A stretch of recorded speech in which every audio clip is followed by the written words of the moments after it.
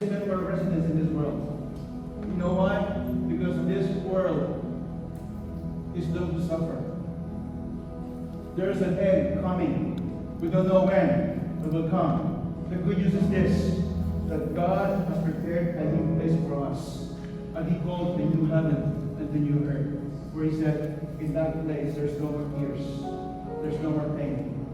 There's no more suffering. He will wipe away our tears. He will wipe away our pain. And we will be forever and ever. We don't belong in this place because our true home is in that place with God. In heaven.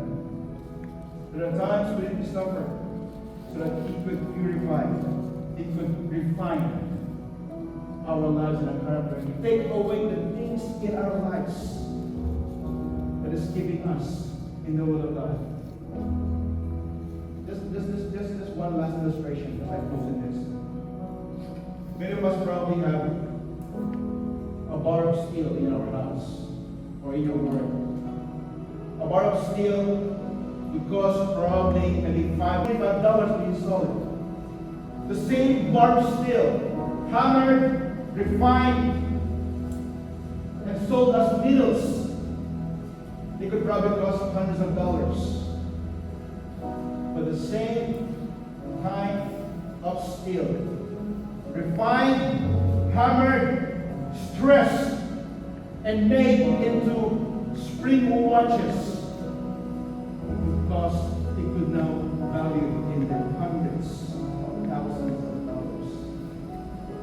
What I'm saying is this: suffering, trials, hardships in life bring value in our lives. Amen. Heavenly Father, we thank you for today. Lord, thank you because we got the memo that we belong to you and we don't belong in this world. And one day we will all go back home. Lord, thank you because we got the memo that suffering is part of this life. And now I see it in a new lens, a new perspective. That it is not meant to destroy me, not meant to harm me, but it's meant to refine me. It is meant to grow me. It is meant to mature me.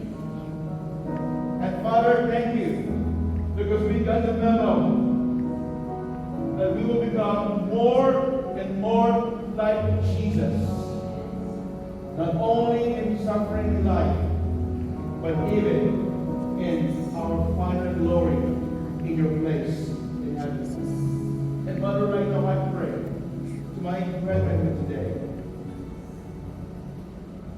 sufferings, trials, tribulations, Lord. It could be financial, it could be physical, it could be in their health, Lord. It could be emotional. Lord, wherever they are right now today, I pray, Lord, your grace and your love and your joy sustain us.